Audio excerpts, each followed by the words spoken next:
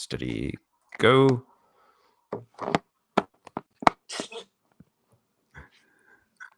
Sorry, it wasn't stable. Okay.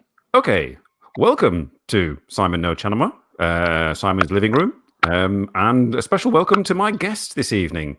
Well, this evening for some of you, it's this afternoon for us. This is Professor Donna Quesada, all the way from Los Angeles, and now in wet and windy Paris.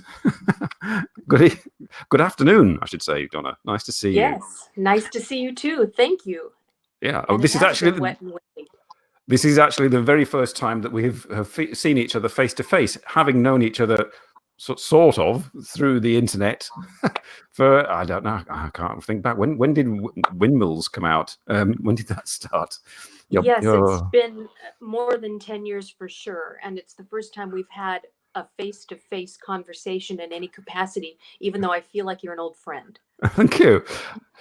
We have one visitor in our comments. This is a regular viewer called Perk. I'm not quite sure what it stands for, but hello, Perk. He's saying hi, Donna, and hi, Simon. Yes. Yes, 10 years. Good grief. Oh, yes. I mean, I appeared. I should inform. Yeah, Robert is there as well. Good afternoon and evening. Hello, Robert. Yes. I became kind of interested in Eastern philosophy at a certain point, and obviously when you're on the internet, things pop up, and one of the things that popped up was your blog at the time. What was the full name? Was it just Windmills? Wow. You're asking me these things that I don't even remember. Oh dear. My memory is... It was a blog. It was something called Windmills, and it was to do with a play on tilting at windmills. But it was a blog.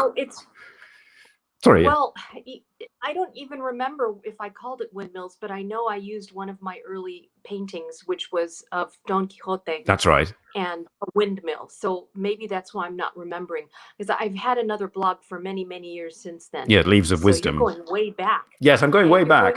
So far back that I was actually wondering how we met, because I did not remember. So thank you for reminding me. I left some comments. You used to post clips of from your YouTube channel. From your lectures. Occasionally you have a link to one of your lectures from your college. I should point out that everybody in the audience and those who are watching later that Professor Quesada works in Santa Monica. What's the name of the college? Santa Monica College. Oh, and I'm sorry to interrupt, but I just remembered the name of the blog. Was it DQ's Windmill? That's right, DQ's Windmill. Yeah. Because it was Don Quixote, which I kind of have a play with that because of my initials, which are also DQ. That's right. That's right. Yeah. So I was watching. I came across, I think, Zen and Alan Watts, and at that point I was quite deeply into Taoism and researching all about that. So I saw that and I read the blog, and I think I left a comment, under the pseudonym of Simon the Englishman. I remember that. And things just developed from there, really, didn't they? I mean, you eventually came out with your book, which was exactly. Buddha in the Classroom. Exactly. Yes. Which I have on my bedside table next to me. Thank you for that. And since you brought it up, I know the questions are supposed to come this way, but since this is the first time we've had a real conversation, I just have to ask you, how is it that you are an Englishman, obviously by your accent, but you live in Belgium? Did you work in Belgium? Or? I moved here because of a Belgian lady who became my wife. And I then worked here, and she became the mother of my children, and she's now my ex-wife. But I'm still here. So yes, so that explains the sort of the Belgian connection, and why I have a British accent. Okay. But yes, I mean your book Buddha in the Classroom, about your experiences teaching philosophy to students in Santa Monica College and around. I decided I would. I think that was right. You said you would give me a copy on the understanding that if I did a review for Goodreads, so I did a review for Goodreads, and you posted me a copy, which is very nice. I remember that. I remember. Thank you for that. Yeah. Mm. And they did re-release it in 2011 under its new title, The Inspired Teacher. So that was really nice that my publisher had that much confidence in it. So it's got 2 titles. Right. So yeah, anybody looking for it, if you look up on Amazon or on Google, The Buddha in the Classroom, or what was the other title? The Inspired Teacher. The Inspired Teacher. You'll find Donna's book. So let's just go back. Let's go back in time. We're going right back, because I know how you became interested in Eastern philosophy, but my viewers don't. So could you tell us what led you, a Californian girl, to become interested in Eastern philosophy? Well, it was really Alan Watts, just to be forthright about it. I thought that he was so wonderful. I had fallen into his book, The Wisdom of Insecurity, by chance. It was laying around a friend of mine's kitchen table. And it's a funny story. I was tutoring her in algebra, which is strange because I'm not a math person, but I was better than her. So as they say, we're all just leading each other up the mountain, so I was a couple steps ahead of her, and this really groovy book cover caught my attention. And she said, "Oh, you can have that. That's my dad's. That's some hippie thing." I remember she said something like that.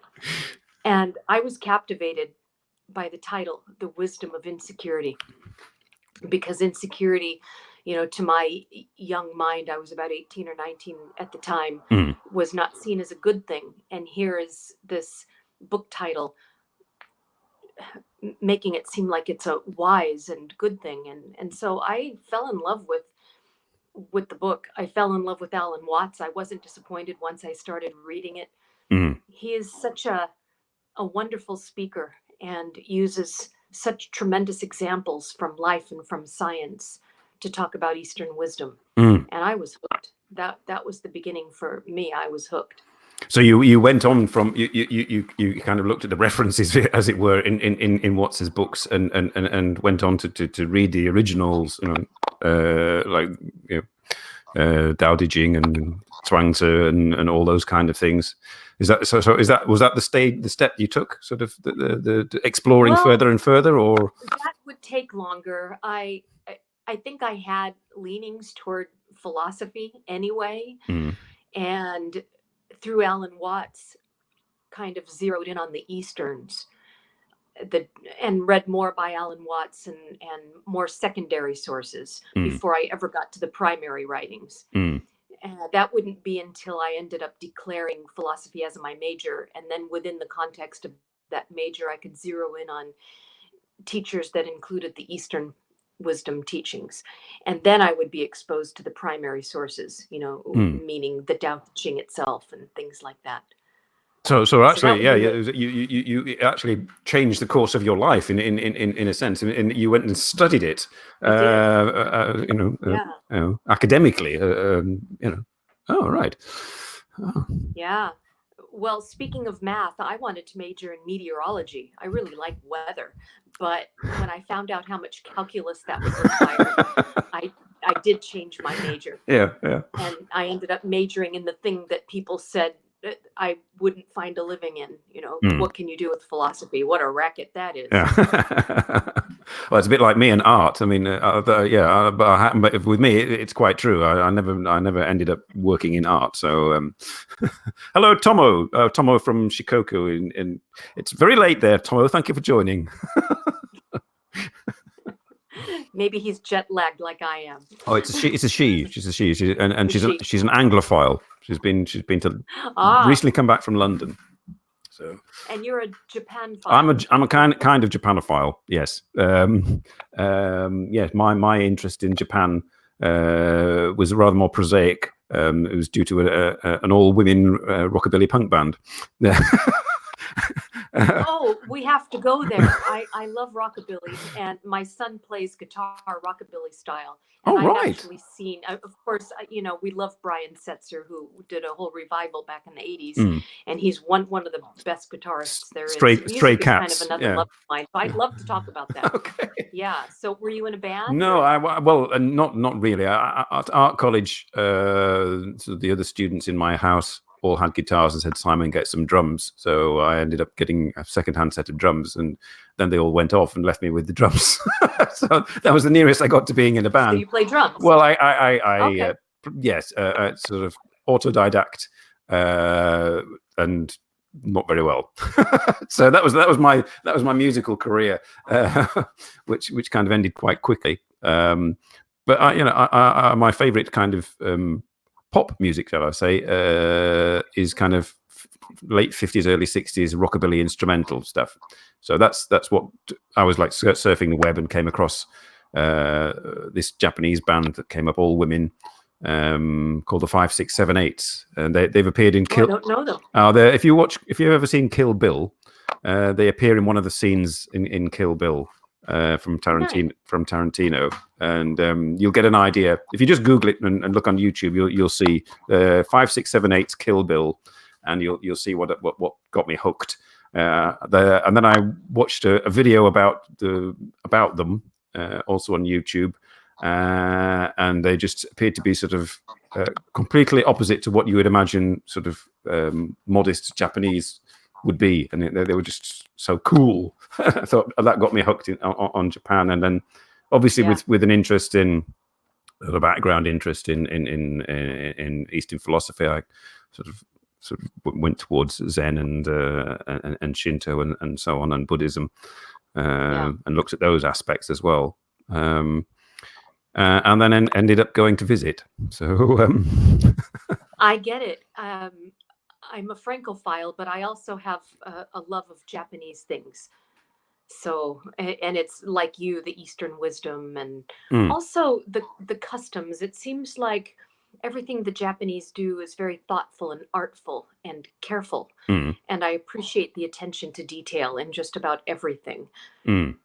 Yes, I mean that also ties in nicely with Zen as well, and that sort of being in the moment and focusing on on like there's that story. I think you probably related it in one of your classes about the butcher, the Japanese butcher in the olden times who was able to slice meat from the bone with the same knife thousands of times because of a perfect practice, so that kind of thing. Yeah, I do remember that example, which comes from some what is this? It's been so long, I don't remember the source of that. I actually think that's a Taoist teaching. Yes, it could be. My today's, it's it's an old classic example, and there are many examples like that which we can talk about if you want to go there, but I'm a vegetarian, so I actually don't like that example. Yes, I just realized when I was saying, oh dear. I like to find okay, it was the guy who chopped the tofu.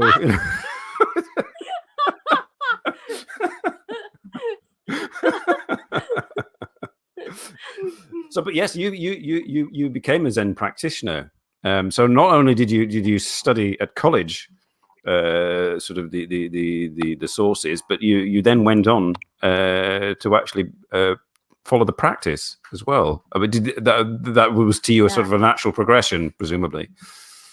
Yeah, it was a natural progression, kind of continuing where we left off a few minutes ago, starting with Alan Watts, who's this British man who's got a wonderful, intelligent, but also relaxed and charismatic way of presenting Eastern wisdom. And that was at a time in the 60s when people in the West were just opening up to these ideas, because that was a time in history when people wanted something new. They wanted a new philosophy, a new spirituality, a new government, a new a new hairdo, a new everything. People were fed up with everything. That was leading up to the late 60s, when we had revolutions in cultural spheres and in the political arena. And so it was a time when people were very, very open to new things. And so my interest started with Alan Watts, who was charismatic and was speaking at a time when people were open in that way. And then it narrowed itself into more serious reading sources. And eventually, following this trajectory, it ended with me becoming a practitioner, because there's one thing to read and there's another thing to practice. Reading books, they call it the bedside or the bed table Buddhist. It's one thing to read books on Buddhism, and it's kind of a posh, cool thing, because Buddhism is cool. And by that, I mean it appeals to today's world. It's non-secular. It doesn't care what you believe. So today's modern reader doesn't want to be told what to do or what to believe. If they're looking for other systems, they've had it with dogma. And Buddhism doesn't offend in that way. It doesn't much care what you read. All it cares about really is, can you sit on the cushion for more than 2 minutes without giving into your impulses? Yeah. And most people just ignore that's really what Buddhism wants you to do. They'll just conveniently ignore that. So eventually I did. I'm sorry. Yeah. I've just got a comment from Tomo in Shikoku. She says, "I want to eat chocolate cake. Resist." I like chocolate cake too, and I do eat chocolate cake. Well, but I'm a bit of a rebel, So I did go that route. I took my vows in the Buddhist tradition, in the Zen tradition, in 2004 or 2000, something like that, and was presented with my rakusu and given my Japanese name. And it's a very, very strict practice. Zen is interesting that way because of the paradox. The paradox is in it. It's relaxed, and it uses humor, and it's kind of wild and crazy in some ways. You hear these stories of the Zen masters drinking and doing crazy things, but in order to get to that point, you have to pay your dues, and you've got to sit on your cushion and do the retreats and demonstrate that you've got the discipline to do it properly and with discipline and in a timely manner. And everything's got rules. The way you eat has rules. The way you hold the bowl has rules. The way you enter a temple has rules. The number of bows you do is very specific. The number of steps you take when you enter a temple is very specific. And so it's like, before you can get to the point where you can be a wild Zen master, like in the stories, you have to show that you can be a good student. It's kind of like when someone asks the guru, well, can I play this kind of music instead of that kind of music? And the guru says, if you have to ask, then the answer is no. So it's like in Zen, it's very, very strict. And so I did, spend years doing that.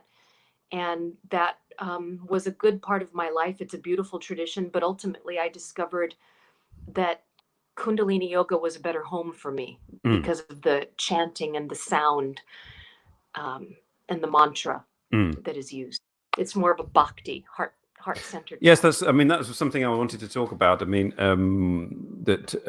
a lot of, for example,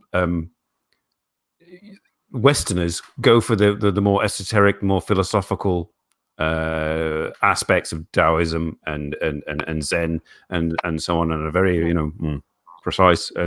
But the sort of like the ordinary people in Sri Lanka, in wherever, in India and in China, for them it's the devotion aspect. It's the more kind of in the West it would be the equivalent of people going to mass and all the regalia and sort of the images and everything, and it's all that. So there's quite a dichotomy there between sort of earnest Western practitioners and the rest kind of thing. That's I find kind of unusual. It's a funny thing. I think that Buddhism, with its emphasis on secular practice, appeals to the rational Western approach. The Westerners pride themselves on being rational. And it goes back to what I was saying a few minutes ago. Buddhism doesn't impose any beliefs on you, but it is ritualistic. So that's another paradoxical aspect.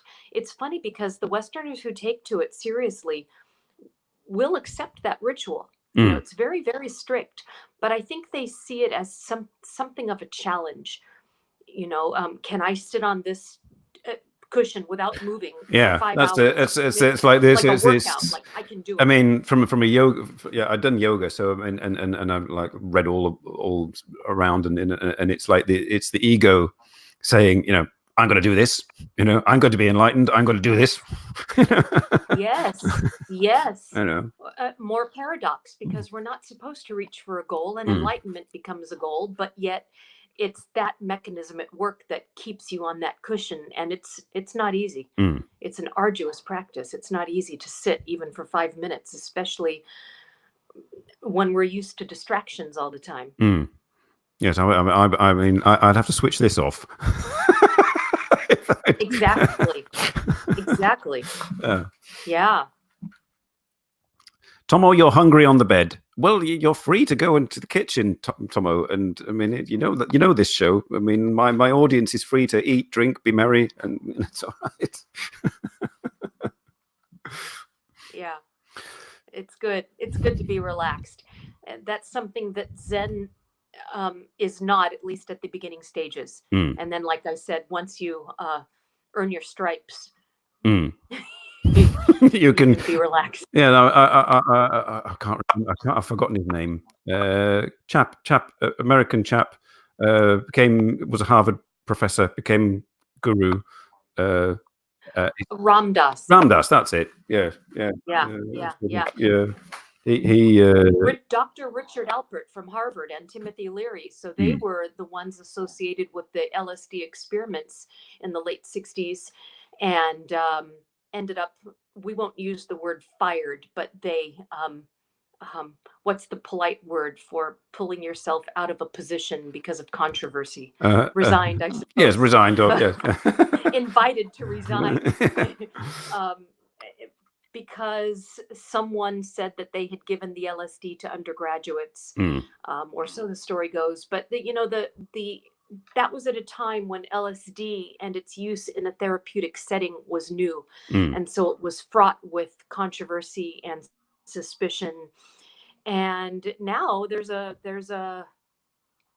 renaissance of interest in this means of dealing with things like depression and anxiety. But that's an aside. Back in the days of Dr. Richard Alpert and Timothy Leary, they were, on a look. It was that time in the late 60s when people were curious about enlightenment, and this was their path. However, they diverged. Timothy Leary was all about tune in. How did it go? Tune in, drop out. I can't remember the third thing. Turn on, tune in, and drop out. Yeah. There it is. Ram Dass, who wasn't Ram Dass yet, ended up taking another path, and he went to India and became Ram Dass, found his teacher, and left LSD behind. So they took two very, very different paths. And Ram Dass became a bhakti yogi, very moved, and had his own enlightenment experience through a heart-centered approach. I mean, which I find fascinating. Yes, I mean, what led you? I mean, you were there. Which came first? The Zen practice came first for you.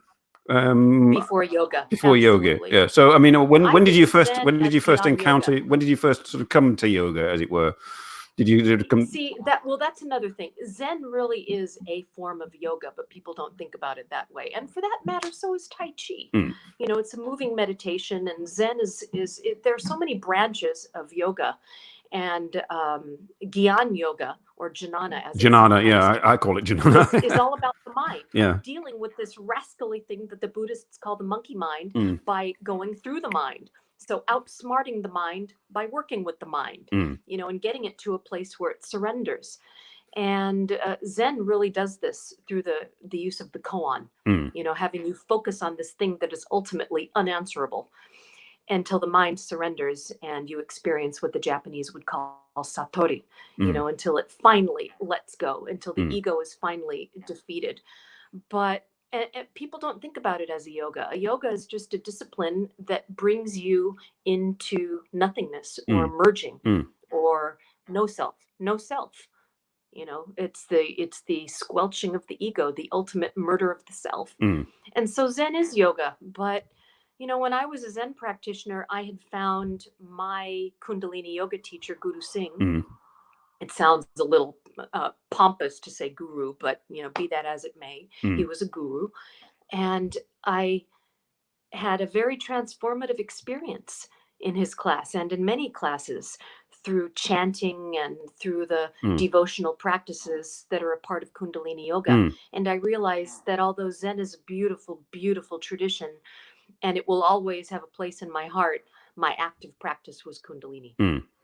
So, I mean, for those watching now, and could you give us a sort of a bit of an explanation of Kundalini? I mean, I know what Kundalini yoga is, but I mean, could you summarize Kundalini yoga as in I mean, for example, in relation to other yoga practices? Well, it's a funny thing, and I did start off teaching Hatha yoga as well. So I've had certifications in other branches. Hatha is posture based, and most Westerners, with their emphasis on the body, will grab a hold of that form of yoga, even though I found that a lot goes missing. It's not that it's a bad practice. There are many wonderful teachers that preserve the spirit of yoga in its true form. But as many seasoned teachers will tell you, something was lost when yoga migrated to the West, from India to the West. And that thing that was lost was its spiritual core. And I find that that's true in many forms of Hatha yoga. That doesn't mean that it's not a wonderful place to start and that it doesn't have benefits. It probably is, and it does. But what I found is that Kundalini yoga is very undiluted. I remember when I was in my 20s, maybe even younger, and I lived in West Hollywood at that time, which is a little pocket of LA. And there was a community of yoga practitioners, and I didn't know that they were yoga practitioners at the time.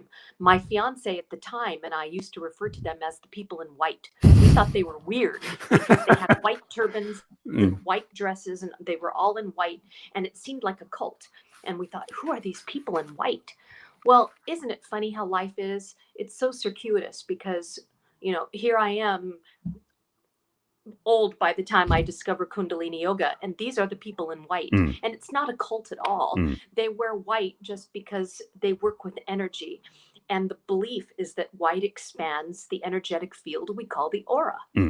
And so white has this very specific place within this technology, which yoga really is. It's a technology for awakening, in that you use certain tools so as to move the Kundalini through the meridians, which run along the spine, so as to culminate in the awakening experience. And white is a part of that technology.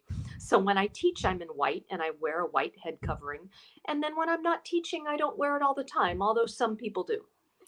Yeah. I mean, I have seen pictures of you wearing the and Yeah. Perk is saying the same way meditation practice gained ground in Burma in response to colonialism, not just as an extension of the country's own history.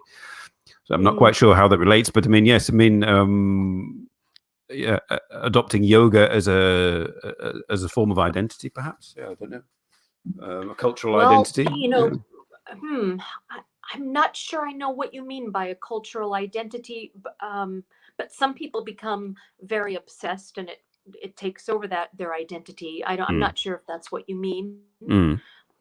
Maybe talk about what you mean. That might be interesting to explore. Well, yeah. What do you? I'm just looking at Perk's comment here. You can't see them. I mean, I've got my YouTube channel going, and my comments are coming up there. But I love questions and comments. Okay, so Perk, could you explain what you mean in your next comment? Hey, we're casual here. Yeah. You've got your Merlot. Well, I've finished my Merlot, unfortunately. I was going to make a tea or something, but I'm in the hotel, as you know, in Paris, and they gave me this electric water heating thing. I'm old school. Oh, low battery. Oh yeah, but plug yourself in quick. I'm going to plug myself in. I am. And so about this water heater thing, I'm so old fashioned that at home I actually have a water pot that boils water. on hot water. Yeah, boils water on the stove. And so this thing is electric, and it's very loud. It's very loud. I mean, it sounds like there's some loud appliance going on. So I'm not going to make tea. Well, what's in the fridge? There's nothing in the fridge. There's nothing in the fridge. Oh, it's a cheap French hotel. Well, because nothing in the. Well, it's Paris. You're supposed to eat outside. Yes, that's true. I mean, the last time I was in Paris was 1985 in the Hotel Star. No way. Yes. And you're only 300 k's to the north. Well, yes. This was when I was an art student, and it was an art trip to Paris in 1985, and we were about a stone's throw from the Eiffel Tower in the Hotel Star, where we got a big bowl of coffee and a croissant for breakfast. It's quite good. Yeah. Wow, I'm tripping out on that you live so close and you haven't come down. Well, I mean now, yes, I mean that now. I mean, I could just hop on the train and we could go out and have lunch, as it were. What are you doing tomorrow?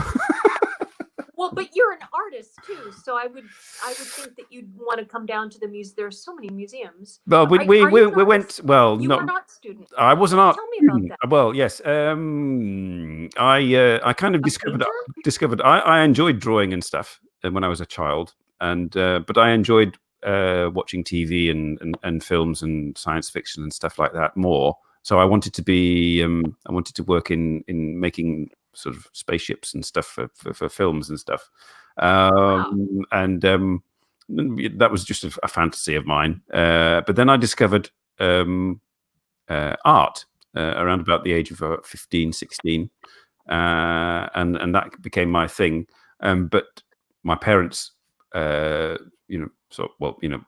not going to pay your way kind of thing. So I said, well, I'm going to be a graphic designer and go into films. Okay, that's okay then. But then I went to art college, and it was like pure art there. Way great, and ended up doing 3 years of fine art, film, and video, which is possibly the most esoteric art practice that there is. It's very conceptual, and doesn't pay a lot. So discovered quite quickly that there was not much to be had in the way of a living from doing that. But it did mean that we went on some nice art trips while we were at college. But to put it into some kind of context, when we went to the Pompidou Center, have you been to the Pompidou Center? It's down. Not this trip, but I have in the past. And just today, I walked by Grand Palais and of course there's the Louvre, and then also Musée d'Orsay, and I was just I stood there, and it's just amazing how much art is in this city. It's truly amazing. Well, I mean, I'm just trying to put it into context for you here, because we went to I was an art student. We went to the Pompidou Center. We went to the Pompidou Center largely because at lunchtime in the cafe, you got a really good pile of chips for a quite.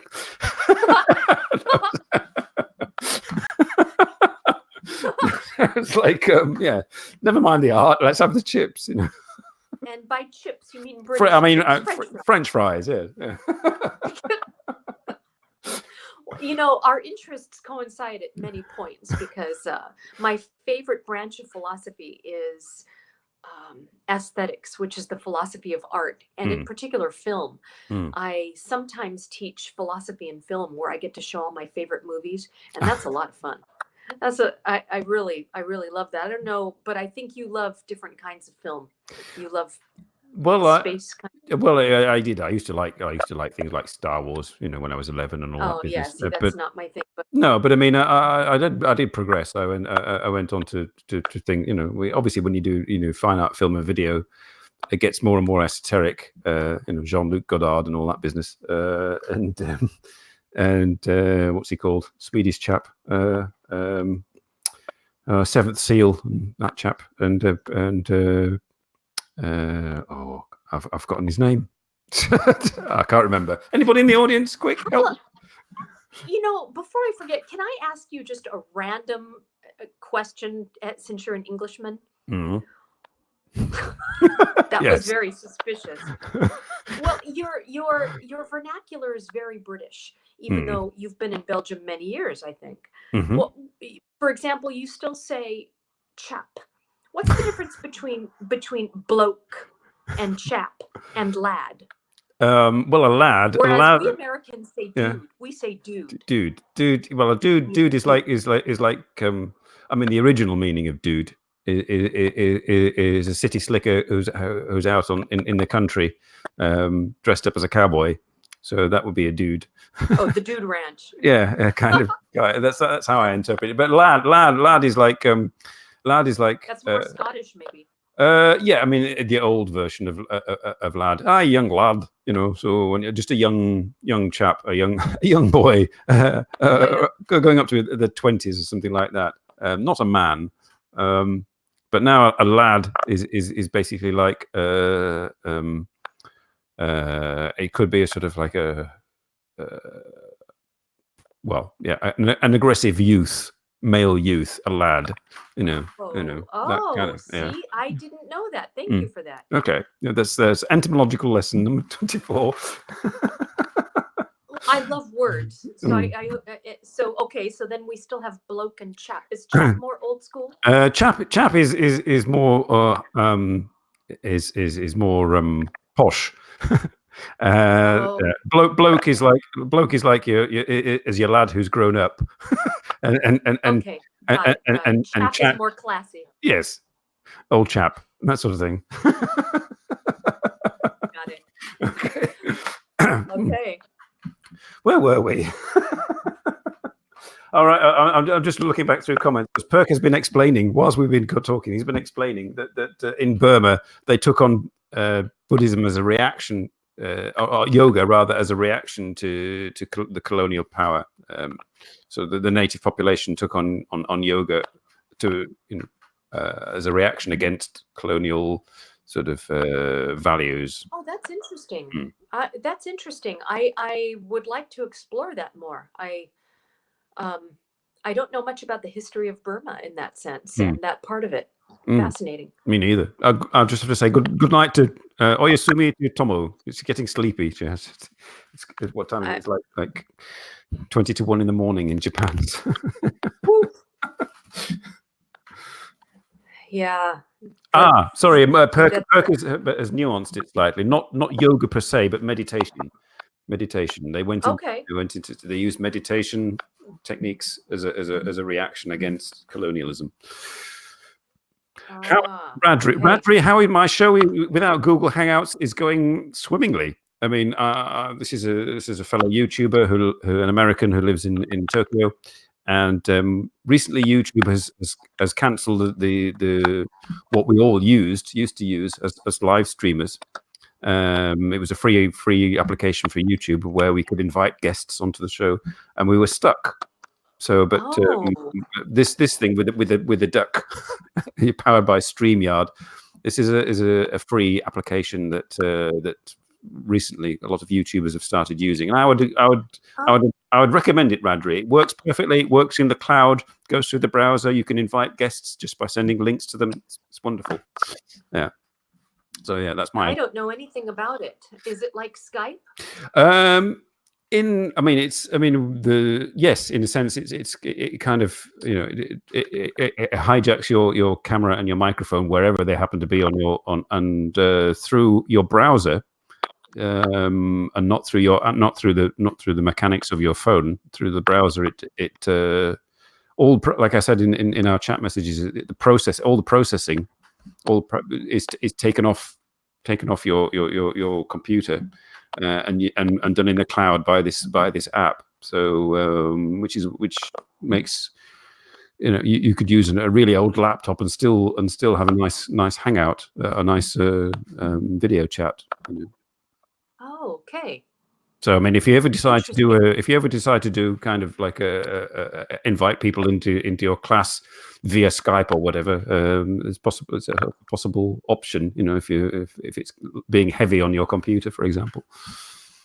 Interesting. I'm just not technologically inclined in that way to make use of these things. I mean, do you use sometimes? I know you get visitors or guests in your classes.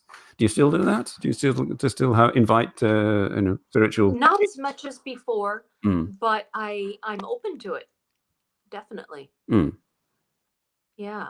How did you know? You've seen pictures? Well, I've been following you for a long time. I mean, yes, it used to be probably when I post pictures on social media. Or on DQ windmills and on leaves of wisdom and the things, and that sort of thing. Yeah. We had so and so in the class today, and blah, blah, blah, blah. Yeah. So, do you work in the art field now, or no? You don't. No. It's all very mundane. I work as in a tile shop warehouse kind of thing. It's very like beautiful Moroccan tiles, or like roof tiles. No, floor tiles, kitchen tiles, sort of living room tiles, terrace tiles. Like tile. Yeah, it's very, very down to earth. It's like fetching water, chopping wood, sort of thing. Got it. Yeah. Now your French is fluent, I would imagine. No, my Dutch for many years. Dutch. Well, I mean, you got two halves. You speak Dutch? Yes. Wait. Let's talk about this. Now, I thought you spoke French in Belgium. Only from Brussels, south of Brussels and south of Brussels, till the French border. That's all French. Okay. Brussels, north of Brussels, and up to the borders with Western France and Northwest France and Holland. It's all Dutch. It's two different. Okay, I don't think I quite knew that. I just, when I think of Belgium, I think of, because I've been there, and I just remember the French, speaking French, and I don't think I realized that in the north that they would default to Dutch, because of course you're closer to the Netherlands there. So you live in the so I live in the Dutch-speaking half. Yeah. So But yeah, you're in Brussels, no? No. I'm in a town between Antwerp and Ghent. Okay, I didn't realize that. Yeah, so I'm about half an hour from Brussels. Yeah. Okay, so I had to learn Dutch. Yeah. Wow, it switches just like that. More or less. In Brussels, they're supposed to speak both, but I mean, it's predominantly French. Yeah, I mean, it's all very interesting. It's yes, I never knew that. I'm fascinated. Yeah, it's kind of there's a bit of like argy-bargy between the two language groups as well. So really, yeah. Because short history, Belgium didn't exist until 1832. Before that, it was part of Holland, and before that, it was part of the Austro-Hungarian Empire, and before that, it was part of Spain, and before that, it was all divided up into little things with lots of different. Wow. So it was all kind of like forced together. Belgian history here. There you are. That's Belgian history in like about 30 seconds. Okay, so Belgium didn't exist until, let's just take a couple of steps back. 1832. Short little. 1832. So it was part of Netherlands in the most. Yeah. What happened was Austro-Hungarian Empire, sort of 1700s, but before that, Spanish Habsburg Empire. It was part of that, and then Catholic Austrians took over from the Catholic Spanish, and then Napoleon happened, and the French took over in the 1790s, and then obviously Napoleon got defeated at Waterloo, which is in Belgium, and then the powers that be decided, what are we going to do? People in Belgium, sort of both the French speakers and the Dutch speakers, said, well, what we'll do, we'll take a king if you've got one, and they took one of the kings that from the same family as the British royal family, so Saxon Coburg Gotha, so a German. So they took a German chap, and he was going to be married to an English princess, but that fell through. But he became the first king of the Belgians. No, hang on, back up again. Waterloo, 1815. What do we do? Dutch King William of Orange says, "All right, you can have Belgium. It'll be part of the Netherlands." So he at one point, Holland and Belgium were one big conglomerate, but it didn't last very long. So 1815 to 1832. And everybody had to speak Dutch, including the French speakers, and William of Orange, Protestant. Everybody in Belgium, Catholic, because they've had like centuries of Catholicism. So they didn't really sort of like it very much. And then they decided to have a revolution, which people were having at those times. So in 1832, there was a Belgian revolution. And they decided to become an independent country and decided that French would be the main language, to the detriment of Dutch, because obviously they didn't like Dutch because the Dutch had been the controlling country at one point. So French then became, so from 1832 to about 1968, actually, French was the high class and main language. And you'll be slapped on the wrist at school for speaking Dutch, kind of thing, in the Dutch speaking part, that sort of thing. That's why there's argy-bargy between the Dutch speakers. And of course, because of economics, the South was heavily industrial, with like heavy industry, which obviously collapsed in the 60s and 70s. And the North was like light industry and services, which boomed. So they're now the economically powerful part, and the French speakers are the weak part. And so there's like... Okay, so is one considered more elegant or more... French was until status? French was until the sort of the 60s, sort of like what the posh Dutch speakers spoke. That kind of thing, yeah. So you don't speak French then? No, I other than sort of what little remains of my English school lessons in French. Yeah. Wow. So on a day-to-day basis in your work, you use Dutch? Yeah. And if I come up against French speakers, then I switch to English. Wow. Was Dutch hard to learn? Not for me particularly, because it's Germanic, and English is Germanic, and there are lots of sort of Scandinavian words, obviously Vikings and whatnot, in English as well. So it was all kind of. And I'd done German. I decided to do German at school instead of French. So it all kind of was relatively straightforward. Okay. Huh. Yeah, there's a potted history of Belgium and Frankenstein's monster spoke French, says Radri. I did not know that, actually. I did not. I have Frankenstein by Mary Shelley. I shall have to read it again. Did you know that Frankenstein's monster spoke French? No, I did not know that. You learn things on this show. I didn't know. Cultural advancement. I've learned a lot of things this hour. Hello, Ed Edits. Ed Edits is a Dutch chap, actually, and video maker and drone flyer. And Radri says he's not sure what Mary Shelley was trying to say there by having Frankenstein's monster speak French. Speak French. Yeah, at a time when France was the bogeyman of Europe. Yeah.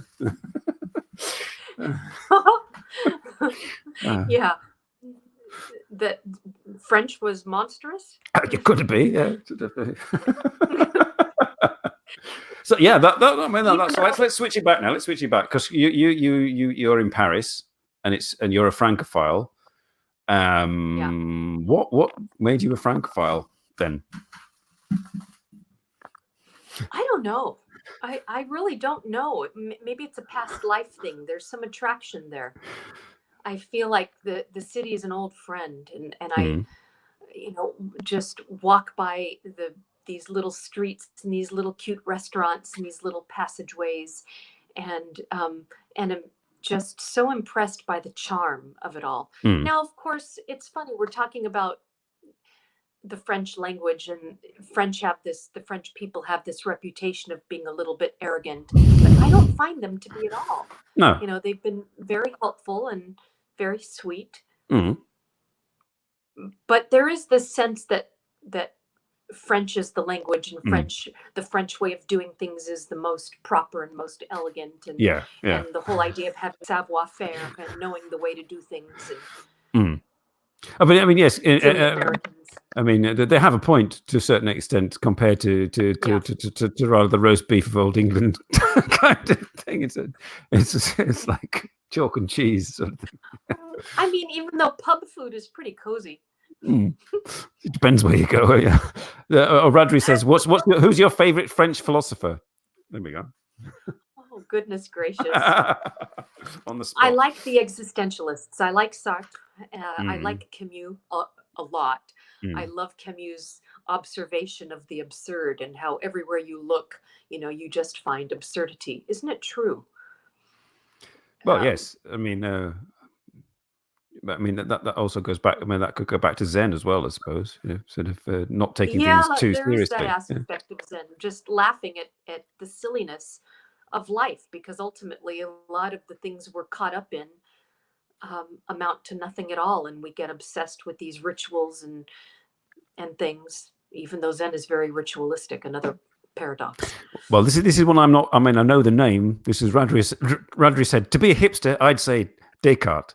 No, he says, Jean Baudrillard. And I know the name Jean Baudrillard, but I have no idea what his philosophy is. If I'm remembering right, wasn't he he had a lot to say that was in the postmodern vein, about the simulacra and about how society is just becoming a parody of itself, kind of cheapening everything, cheapening the art form, and things are lacking depth. Yeah, I'm going back into my philosophy student days, but I remember it being fascinating stuff. Radri is saying Descartes is what you say when you read one book on philosophy. Well, and of course, with Descartes is I think, therefore I am. And as someone who loves spiritual philosophy, I think Descartes just didn't go far enough. I think, therefore I am, stops us at the thinking mind. And of course, Zen would say thinking is the whole problem. So no, the whole idea, the Zen people would say, is to go further. Descartes just didn't go far enough. He was on the right track, but he just didn't take that extra step to go beyond the mind and the trappings of the rational, the ego that thinks that it can solve all of life's problems and thinks we can't know anything at all. Well, he was French, wasn't he? I mean, come on. Yeah. Oh, I know this. It is all right. Exactly. Yeah, you have to think about it. I am thinking, therefore, this is it. I have found it. No, go further. The mind is the whole trap. I think, therefore, I'm not. All right. So it's that consciousness. Perk says plus 20 hipster points for Radri. He says, but I don't get any hipster points for that because I'm French. I didn't know you were French, Perk. Perk is French. There you are. You should come on, but I should have you on, and we could have a discussion in English. Have a whole French theme, a whole French series. Yes, this is a 4-part series. Because I'm in Paris, so then you speak to someone who really is French. Oh God. Well, it's funny because I was walking through this little walking passageway near the metro station of Saint-Michel, so charming over there. And I overheard a tour guide telling a story, which was fascinating, that the philosopher Rousseau used to drink coffee all day long, just in a room above this restaurant. And in this restaurant apparently lies Napoleon's hat, which is still there today. He either forgot it there or he couldn't pay, which doesn't make sense. I don't know if that's true. And so he left his hat and said, I'll be back with the money, and never came back. But Rousseau was, kind of his hangout was right above this restaurant. And he drank like 100 cups of coffee a day. I don't know how much was exaggerated. But it's amazing that you walk by these places of such historical significance. I'm just looking at Perk is from Britannia originally. Have you ever been to Britannia? I've been to Britannia, so I think. Or what do you mean by Britannia? Is it Brittany? I don't know what you call it. Brittany. Sort of northwest coastal France. It's sort of go to Paris and keep going left. I never made it that far to the west, but I want to go to Mont Saint-Michel, which is over there as well. Oh yes, the sort of the way where you have to sort of cross the thing and the sea the sea. It floods. Yeah, I never made it. I made it. Let's see, where have I been in France? Chambéry, the Alps. I made it down to Marseille one time, but it's that's a whole trip in and of itself. So. I've been Need in the Loire Valley and some Gorge du Tarn and that and places like that. And then we drove all the way back up north, and I've been to Paris, and that's about it, really. Yeah. Yeah. Mont Saint Michel is in Normandy. Yeah, Normandy. Oh, okay. Normandy. All right. Yeah. So on these live stream programs that you do they usually go like this, just kind of banter back and forth like this? Yeah, I mean, this is sort of usually. I mean, I ask I have give my guests more advanced warning, and contact them in sort of a week or more in advance, and ask if they would like to be on, and ask if they would like questions. And sometimes I send them a list of questions so that they can approve. And we didn't do anything like that. No. We're just shooting the shit. Can I say that? You can. We were shooting the shit. Yes. I mean, I'm not bothered. But yeah, I mean, these work well as well. It just depends. Some people feel more comfortable with a more structured arrangement. The last guests I had on, I sent them 20 questions, and that worked well. But that was 3 women that play shamisen, so a lot of the show was taken up with them playing the shamisen, which was rather good. Beautiful. Yeah. But and others, nice. we sort of we just take it as it comes. Yeah. Perfect. Simon's show is a stream of consciousness. Yes, it is, Radri, more or less. Radri does also a show, and he has guests. So, yeah, there's a sort of. So you have a little circuit. You're part of a little circuit. I'm part of a little. There used to be quite a close knit circuit of what we'll call J-vloggers, which are people who live in Japan, mostly non-Japanese, who then made video vlogs about their life there on YouTube, and they all then started to sort of get to know each other, and I kind of gravitated towards that. Well, see, I've seen your promos for these things, and you really do a good job. I'm impressed with your technological prowess, the way you put pieces of my video inside of your video. And I mean, I'm impressed by this. I'm not that technologically advanced. And also, I love that you're doing it. So because you love Japan, you've gotten involved with a little circle of Westerners who also love Japan or who are living there. And so that's what gave birth to this. Is that right? Yeah, that's right. I mean, one of the people in the audience was I used to do a show 6-7 years ago. It started with 2 other guys, an Australian and a Canadian. And we did this kind of thing, but with the 3 of us, and it was slightly more irreverent, shall I say? And not often with guests, and members of the audience would pop up onto the show as well. And but that kind of like ran its course, and I decided then to do one more structured and more normal, and with me carrying on really. So yes, I've been doing this for about 7 years. Yeah.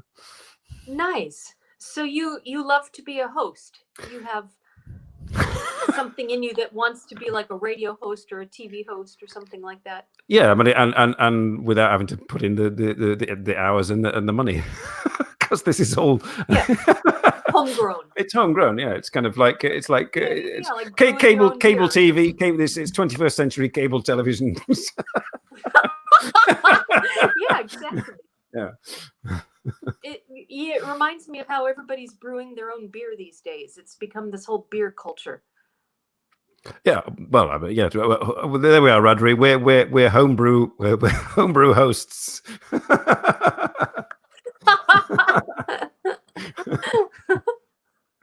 Yeah, but it's. I mean, it's for me. It's a hobby, really. It's. I enjoy it. I mean, and it also gets me to. I mean, it's been it's social lubrication as well for me for getting to Japan, and because I made friends with people in Japan through doing that previous show. And then went and met them, and hung out with them and so on, and did that each time I went to Japan, and have made friends there as well through that, but also not connected with it. Yeah, so it's yeah, that's wonderful. How often do you go to Japan?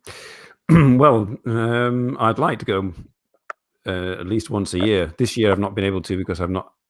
It's a question of building up overtime and building up finances because it's not cheap. Yeah, it's expensive. Yeah. But from 2015 to last year, I've been 4 times. So yeah. Wow. Yeah. Nice. And I'm hoping to go in 2020 after the Olympics. Yeah. Oh, okay. Good. I want what is a royal host, Radri? I want to see Simon become a royal host. I'm quite sure what that is. Maybe you have to wear a special hat. I don't know. I remember you wore a hat on the airplane. On the airplane? Didn't you wear a hat on the airplane once? When on one of my Japan trips. Yes. Hang on. Yeah. Just happened to have it. You mean this one? That the one? I think it was that one. There. Now you're a royal host. You see? Yes. It's that easy. Yeah. Well, I used to wear a hat on my other show. That would have been very comfortable because doesn't the brim get in the way of the seat and all that? Well, I think I took it off. I think I just did it for Instagram or something. Gotcha. Like old school when people used to dress up to travel, and now people just wear their pajamas to travel. Have you seen people in the airport? It's. I mean, going in Japan. I mean, I have a pet peeve about people going to Japan. Tourists, they go there like it's all right. It does get hot and does get sweaty and does get sticky in summer, especially, and most of the time. But they go there like it's Cambodia. They flip flops and beach clothes and wandering around. And there's all these Japanese very nicely dressed in smart casual, and they just God, no. Terrible. Sorry, I'm just very English. Yeah, even the fact that you said smart casual.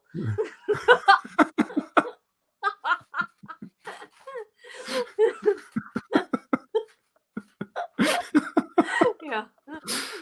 Well, Americans are pretty bad too. Yes. I mean, no insult to my American viewers. The good thing about Americans is they have a sense of humor. They probably laugh at themselves. I'm hoping that you're laughing at yourselves there, Radri and others. I don't count you in that, Radri. I mean, you have some awesome shirts. I have to say that.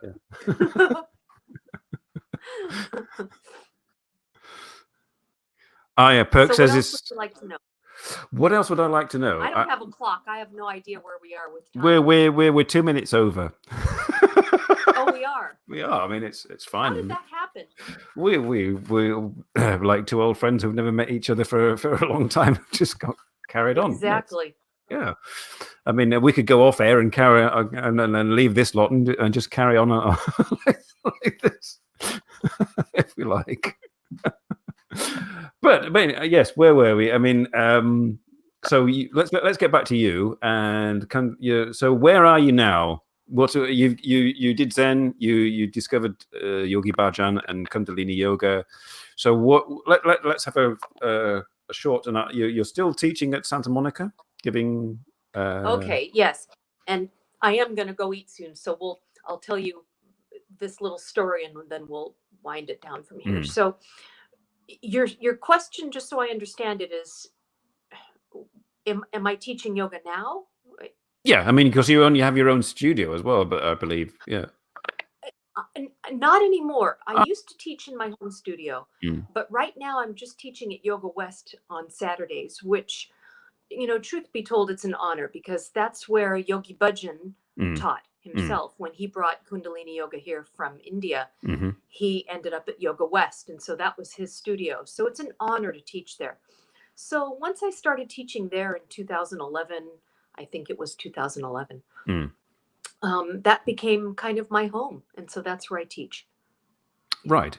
So yeah, but you previously did teach in your house. You had a sort of a thing in your back garden. I did.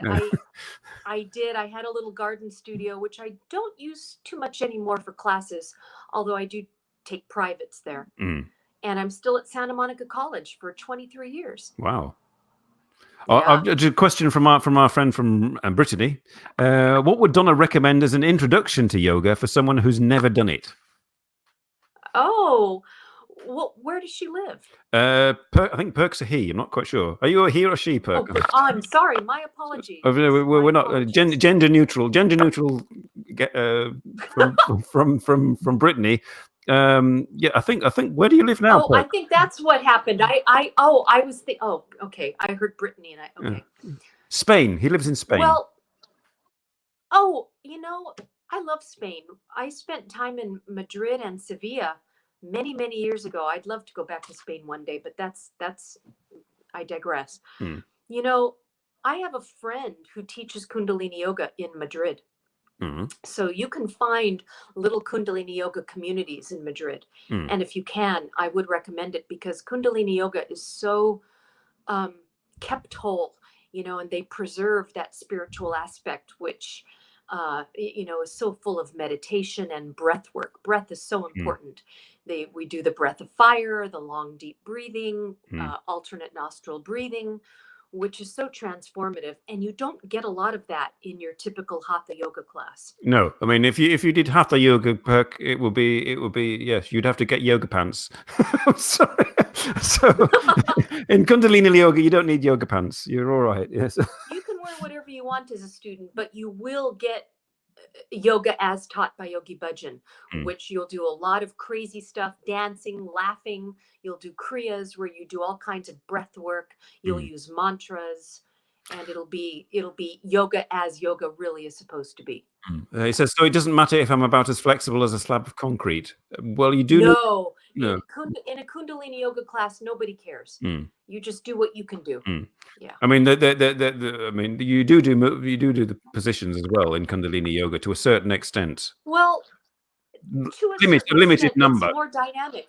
It's more dynamic. So you'll do twists. You'll do a lot of spinal work. So you'll move your spine, but it's totally non-judgmental. That's what I love about Kundalini yoga. Everybody knows that you're there for something bigger, which is to have your own spiritual experience. And ultimately the body is just a vehicle. So you're using it to move energy, and the process is inside. It's not about how far you can move or how far you can move your leg. It's none of that. Yes, whereas in more repetitive movements. Yeah, so don't just go to your local like yoga class, because it will probably be hatha yoga or Bikram yoga. Don't go. Yeah, you don't want to go Bikram yoga. No. Yeah. Yeah, especially the hot yoga. You either love it or you hate it. I'm not a fan of hot yoga. No. Truth be told. No. Yeah. Yeah. So yeah, I mean, Google Kundalini Yoga Madrid. There we go. Yeah, I have a friend, Kayleen, who teaches there. She's very good. Say if you find somebody called Kayleen, say Donna. Exactly. Yeah. She actually is French. Yeah. Oh, there you go. You could use your best French there. Then there we go. He says thanks. I know social services. This show. So So basically, you're teaching at Yoga West and teaching at Santa Monica. But you did produce meditation CDs or guided meditation CDs. I do, and I have meditations up on the Insight Timer app, which is the world's largest meditation app. Insight Timer. So I have some French meditations and English meditations. Okay. Uploaded there. Kayleen, how do you spell that? Because he's actually K-A-L. Yeah, it's with a K. K-A-L-I-N-E. And she's beautiful too. So I definitely recommend looking her up. She's good, and she's she used to teach at Yoga West.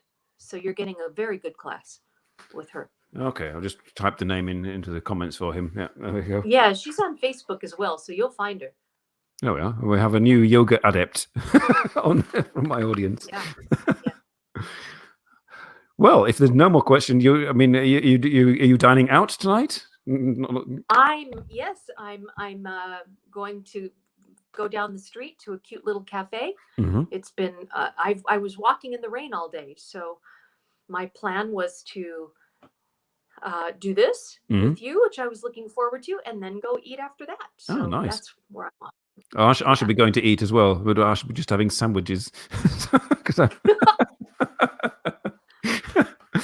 Well, I mean, we should do this again. We should do this again privately or something, because I really enjoyed this. Well, yes, and I'm glad that we made it happen very spontaneously. Yes. It was, I saw you on Instagram that you were sort of there in Paris, and I thought, hang on a minute. I mean, because Los Angeles, a bit difficult to do a live stream when you're in Los Angeles, because it's kind of time differences. The time, yeah. 9 hours, yeah. Yeah. So one of us would have had to have been up very late, but now it's perfect. Well, but with Japan, what's the time difference? When I do it, usually I do it about 8:30 in the evening in Japan, which is on a Saturday evening, which is not brilliant because most people are doing stuff. Okay, but that's morning for you. So it's like midday for me, so that's that's okay, got it. Okay. Yeah, so the homebrew hosts, like their comfort. So I would like to thank you very much for joining, Donna. Well, you're welcome. And I hope you have a wonderful evening dining out. I'd like to thank my guests, my guests, my viewers, and for all those viewers, for joining. Next week, I have no idea what I'll be doing, because I've been trying to get guests for the past 2 weeks, and very fortunately, Donna was able to join. Quick question. What made you want to become a teacher? Last question from Radri. That's all you can do with philosophy. That's an easy one. Oh, okay. There you are. Yeah. Yes. You can't open a philosopher shop. So yeah, you have to go and teach it. Okay. All right. So at this point, I shall round up the show. I shall say to everybody, I shall see you next week. I have no idea what's going to happen. It'll be a mystery. And I shall hopefully speak to you soon again, Donna. Yes. Yeah. We'll see each other soon on social media at the very least, Simon. It was wonderful. Thank you. Okay. Bye. Bye-bye. Bye.